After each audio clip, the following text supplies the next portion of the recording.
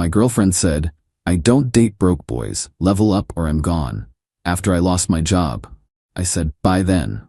She didn't know about my inheritance. She found out when she saw my new penthouse on Instagram. Her "I miss us" text was screenshots gold. I, 27 male, got laid off from my marketing job 3 weeks ago. Company restructuring, whole department got axed. Not gonna lie, it sucked. But what sucked more was my girlfriend's reaction. Brianna, 25, and I had been together for 2 years. Thought we were solid. We talked about moving in together, maybe getting engaged next year. I was saving up for a nice ring and everything. The day I got laid off, I called her immediately. Needed support, you know? Her response? "Oh, so, what are you gonna do about rent?" Not "Are you okay?" Not "That sucks, babe." Just straight to the money talk. I explained I had savings, unemployment would kick in, and I'd already started applying for new positions. She went quiet, then said we should talk in person. Met her at her place that evening. She'd done her full face of makeup, wearing the designer dress I'd bought her for her birthday. Sat me down like she was about to fire me too. "Look, I'm gonna be real with you. I don't date broke boys. This isn't working for me." I actually laughed. Thought she was joking. She wasn't. I have standards. I need a man who can provide, who's ambitious. You losing your job shows me you're not that guy. Level up or I'm gone. She actually said the nail polish emoji out loud, like nail polish emoji. I asked if she was serious. 2 years together and she's dumping me over a layoff that happened 8 hours ago? It's not just the job, it's what it represents. You're content with being average. I need someone who matches my energy. Her energy? Girl worked part-time at her dad's real estate office answering phones. But okay. "So that's it?" I asked. "Unless you can guarantee you'll have a better job within a week, yeah. I'm not trying to date someone unemployed. That's embarrassing." Here's the thing. 3 months ago my grandmother passed. Sweetest woman ever, basically raised me after my parents died in a car accident when I was 10. She left me her house and some money. Nothing crazy. About $275,000 after taxes and selling the house. I hadn't told Brianna because we were still settling the estate, and honestly, I wanted to be smart about it. Planned to use it for a down payment on a place, invest the rest. But sitting there listening to her talk about how I'm not ambitious enough while she's never worked a full week in her life? "Nah. Bye then," I said. She blinked. "Excuse me? You said level up or you're gone, so, bye." "You're not gonna fight for us? Fight for someone who dumps me the day I lose my job? Nah, I'm good." I left. She texted me an hour later. "So you're really just giving up? Wow, I was right about you." Blocked her number. Spent the next week grieving both my job and the relationship. But you know what? The relief hit different. No more expensive dinner she'd insist on but never offer to pay for. No more surprise designer items she'd buy with my credit card. No more listening to her complain about how her friends' boyfriends took them to better vacation spots. 2 weeks later, the inheritance finalized. I did something maybe irresponsible, but definitely therapeutic. Used part of it to put a deposit on a sick penthouse downtown. Not crazy expensive, but nice. Floor-to-ceiling windows, doorman, the works. Figured I'd worked hard for years, saved responsibly, and grandma would want me to enjoy something nice while I job searched. Posted one photo on Instagram, just the view from my living room at sunset. Caption, "New chapter." My phone exploded within minutes. First was her best friend Keisha. "Wait, is this your place?" Then her cousin, "Breeze crying Rin, just so you know." Then came the text from an unknown number. She'd realized I blocked her. "Hey, I miss us. Can we talk?" Screenshot, gold. That was yesterday. Today's been interesting, but I'll save that for the update. Update 1, y'all. The entitlement escalation has been wild. So after the "I miss us" text, I didn't respond, just kept living life. Got 2 job interviews lined up, been hitting the gym, actually cooking instead of eating out constantly. Peace looked good on me. But Brianna? Girl lost her mind. Started with the love bombing texts from various numbers. "I made a mistake, baby. You know I was just stressed about my future. We can work through this. I saw you're doing well. I'm so proud of you." Proud? Of what? She didn't even know how I got the penthouse. That's when I realized she thought I'd somehow gotten a mega-paying job in 2 weeks. Her texts got more desperate. "Why are you ignoring me? This is really immature. I know you still love me. Stop being petty." My therapist says you're avoiding conflict resolution. Your therapist? Girl started therapy the week after we broke up? Sure. Then came Thursday. I'm at a coffee shop, laptop out, applying for jobs. In walks Brianna with her whole squad, Keisha, her cousin Jade, and some girl I don't recognize. They accidentally sat at the table right next to mine. Loud conversation clearly meant for me. Girl, you deserve so much better anyway. He was lucky to have you. Honestly, ghosting is such small energy.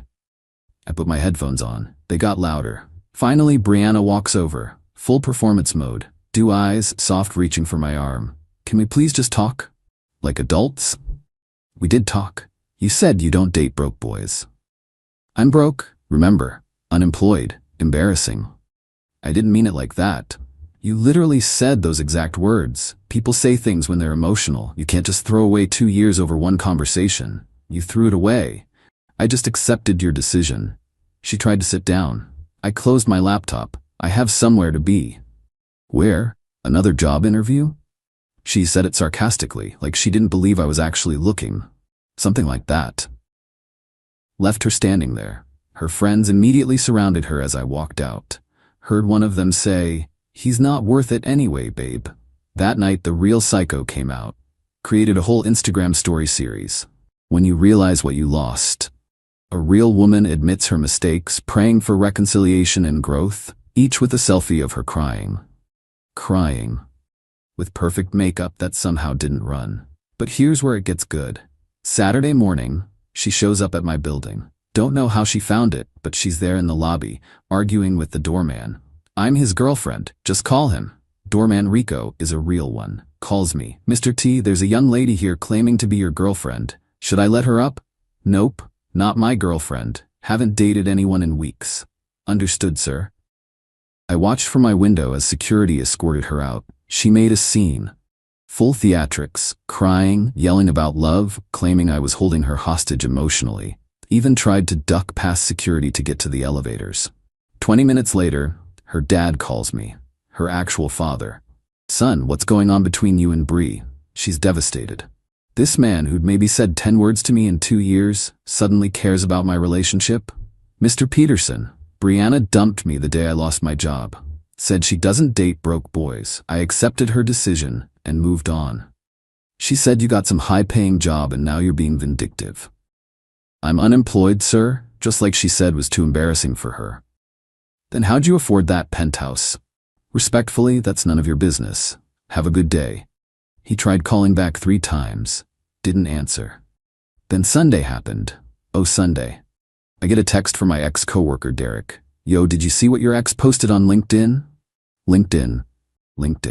This girl made a whole post about learning to forgive those who hurt us in their journey to success. And tagged my professional profile. The post went on about how she's proud of her ex-boyfriend for overcoming job loss and finding success, and how real love means supporting each other through transformations.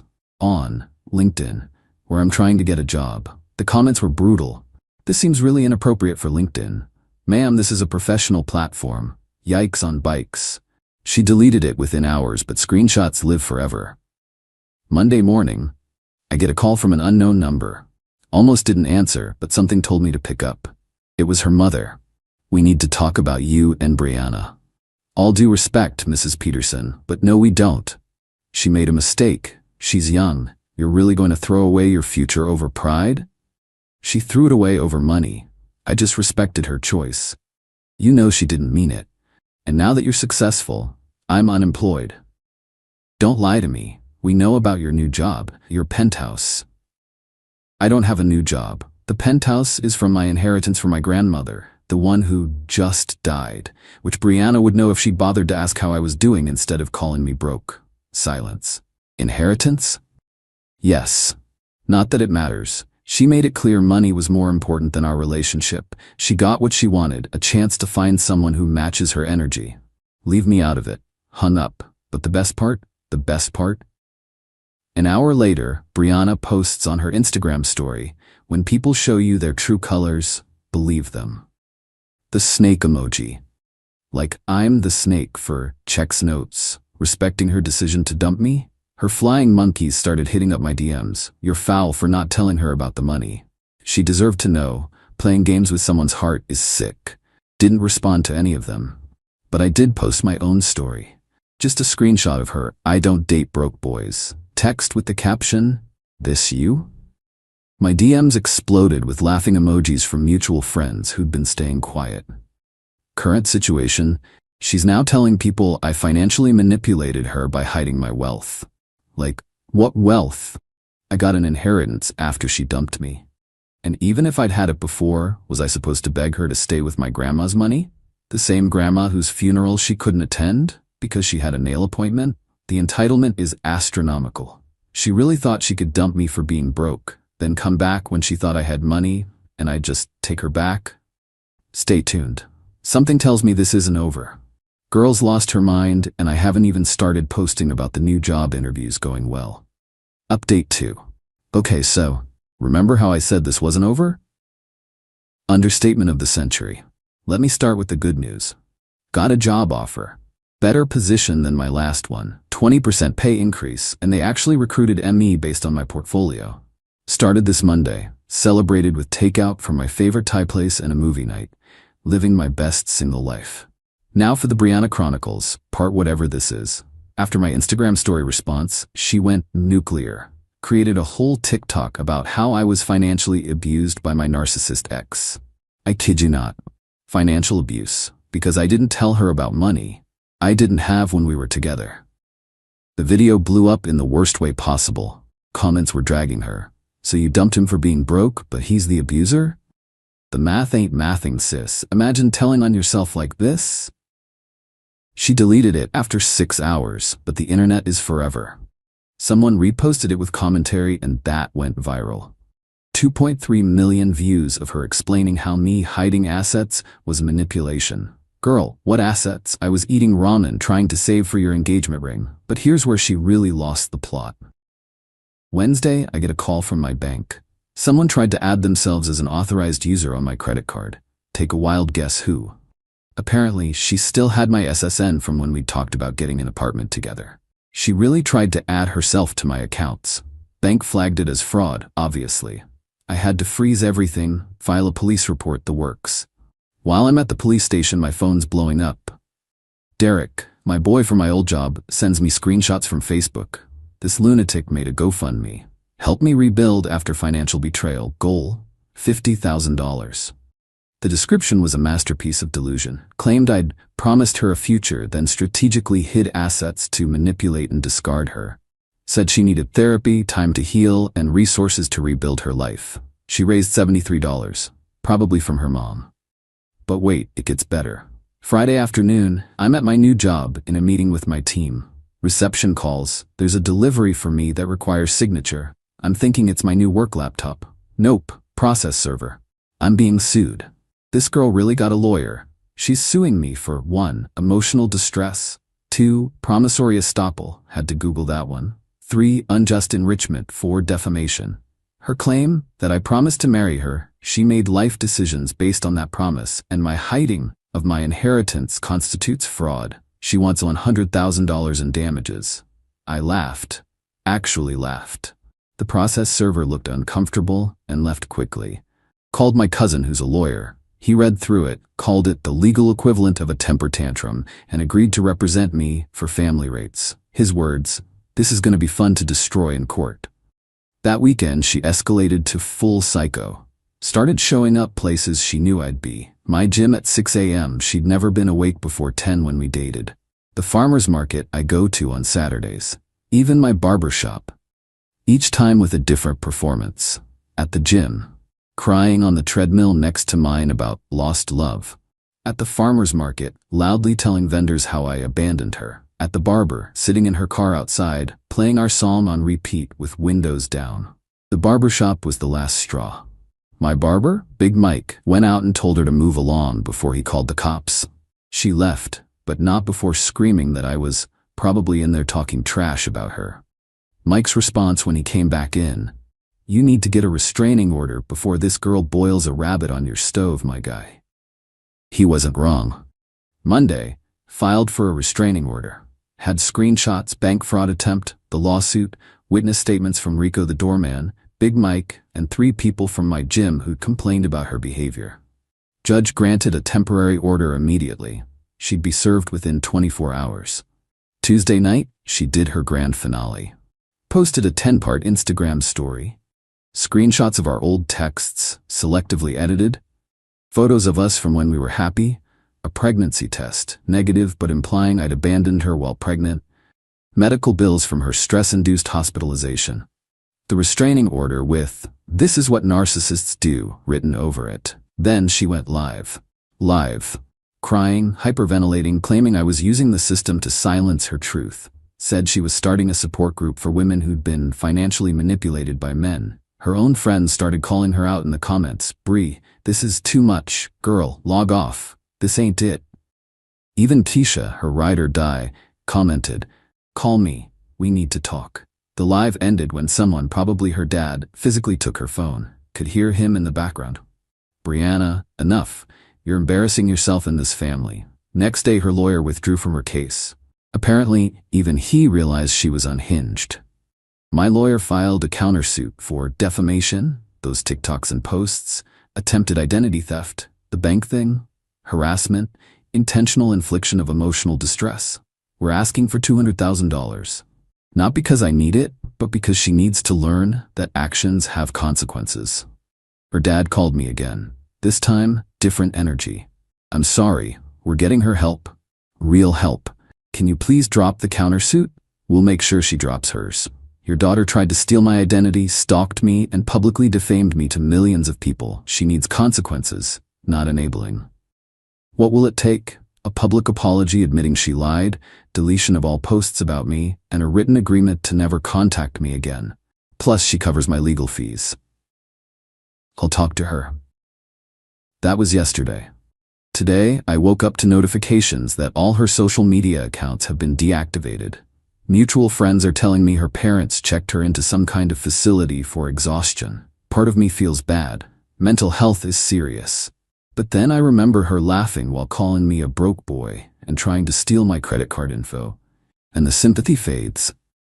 Got my first paycheck from the new job today. Took myself to a nice dinner. Alone, peaceful. No one asking why I didn't get the more expensive steak or hinting about designer bags. Grandma always told me, when someone shows you who they are, believe them the first time. Should have listened sooner. But hey, better late than never. We'll update after court. If she doesn't take the deal, this is gonna get interesting. Final update. Alright, this is gonna be my last update because this chapter of my life is officially closed. Remember that deal I offered through her dad? She didn't take it. Of course she didn't. Instead, she checked herself out of the facility after 72 hours and hired a new lawyer. Some ambulance chaser who probably saw dollar signs when she mentioned inheritance. 2 weeks before court, she pulled her final power move. Ready for this? She started a podcast called Gold Digger, I Hardly Know Her, about surviving financial abuse in modern dating. The first episode, all about me. Full government name and everything. Episode title, How My Ex Hid $500K to Test If I Was a Gold Digger. First of all, $500K? The inheritance was $275K and I used a chunk for the penthouse deposit, but accuracy wasn't her strong suit. She went on and on about how I orchestrated losing my job to test her love and had been planning this manipulation for months. According to her, my grandmother didn't even die. I just made that up for sympathy. The disrespect to my dead grandmother. My lawyer was salivating. We added another defamation claim and filed an emergency injunction to get the podcast taken down. Judge granted it in 24 hours. But she'd already recorded 3 more episodes with guests, other women sharing their financial abuse stories. One girl's story? Her ex asked her to pay for her own birthday dinner. That was it. That was the abuse. Court day arrives. I'm in my new job's best business casual. She shows up in a full designer suit I know she can't afford, complete with a film crew. Apparently, she was documenting her journey for other survivors. Judge shut that down immediately. No cameras in court. Her lawyer's opening argument was something. Claimed I had a pattern of financial manipulation and used my grandmother's death as a cover story for my secret wealth. Said I deliberately got myself fired to test if Brianna was a real partner. My lawyer stood up, submitted into evidence. My termination letter showing I was part of a 40-person layoff. Death certificate for my grandmother. Bank records showing the inheritance came after the breakup. Her text saying, "I don't date broke boys." Screenshots of her attempting credit card fraud. The restraining order documentation. Transcripts from her podcast claiming my dead grandmother was fake. 163 screenshots of harassment across all platforms. But the crown jewel? Remember the pregnancy test from her Instagram story? My lawyer had subpoenaed her medical records. Not only was she never pregnant, she'd bought the pregnancy test photo from a stock image site. Had the receipt and everything. Her lawyer tried to object, but the judge allowed it since she'd made it public on social media. The judge looked at Brianna and said, "Young lady, did you seriously claim this man's deceased grandmother was fictional?" She started crying. "I was hurt. He lied to me." "About what?" "What lie did he tell?" He didn't tell me about the money. Money he didn't have when you ended the relationship. He should have told me it was coming." "Why? You'd already ended the relationship. Were you entitled to information about his finances after you broke up with him for being, in your words, broke?" She just cried harder. Her lawyer tried to salvage it, bringing up emotional distress and lost future earnings from what? The podcast that got shut down? Judge wasn't having it, dismissed her case with prejudice, meaning she can't refile. Then addressed my countersuit. "Miss Peterson, you've wasted this court's time with frivolous claims. You've defamed this man across multiple platforms, attempted identity theft, and shown a pattern of harassment that's frankly disturbing. Judgment in my favor: $50,000 in damages, $15,000 in legal fees, and a permanent restraining order. She has to stay 500 feet away from me, my home, and workplace. Any violation is immediate jail time." Her dad tried to approach me outside court. My lawyer stepped between us. "The check can be sent to my office," he said. "Any contact outside of settling this judgment constitutes violation of the restraining order." Her dad just nodded and walked away. Looked defeated. But here's the real karma. That podcast episode she posted, even though it got taken down, someone had already downloaded it. They sent it to her employer. Remember, she worked at her dad's real estate office. Her dad's business partners heard her claiming she was being financially abused while working part-time at daddy's company and driving a car he paid for. They voted her out. Her own dad had to fire her to save the business partnerships. Last I heard through the grapevine, she moved back in with her parents. Her apartment was daddy-funded too. She's selling her designer bags on Depop to pay the judgment. Her Instagram is still deactivated. Tisha and most of her friend group cut her off after the fake pregnancy thing. She's working at a cell phone store in the mall. Meanwhile, I'm thriving. Love my new job. Paid off the rest of the penthouse with savings and the judgment money. Started dating a girl from my building. She's a surgeon who actually insisted on paying for our first date. Invested the remainder of grandma's inheritance in index funds. Got a promotion already because I landed a huge client. Plot twist. The client? A women's financial literacy nonprofit that saw the viral TikTok about her calling me broke. They wanted to work with someone who understood the importance of financial independence regardless of relationship status. The contract's worth $3 million to my company over 2 years. So technically, Brianna calling me broke led to me making more money than I ever have. Funny how life works. Few weeks ago, I got one last flying monkey in my DMs. Some girl saying Brianna's really struggling and learned her lesson, and maybe I could show grace and drop the judgment. I responded with a screenshot of the invoice for my grandmother's funeral. The one Brianna couldn't attend because of her nail appointment. Blocked. To anyone dealing with someone who only loves you for your wallet. Run. When someone shows you money matters more than your well-being, your job loss matters more than your mental health, your bank account matters more than your heart, believe them. And to Brianna, if you're reading this from your stock image pregnancy test having, fake podcast starting, grandmother denying ass, I'm glad you showed me who you were. You saved me from wasting a ring on someone who would have bounced the second life got hard. My grandma used to say, money doesn't change people, it reveals them. She was right. And what it revealed about Brianna? That she was never worth the ramen dinners I ate to save for her birthday gifts. I'm done with this chapter. Time to live my best life in my penthouse, with my promotion, dating someone who pays their own way, and doesn't call me dusty, broke, or whatever new TikTok term is trending. Peace out, Reddit. The broke boy is signing off from his penthouse. P.S. She tried making a YouTube channel last week about dating after financial trauma. It has 12 subscribers. 11 of them are her family members. The 12th is my lawyer keeping tabs for restraining order violations.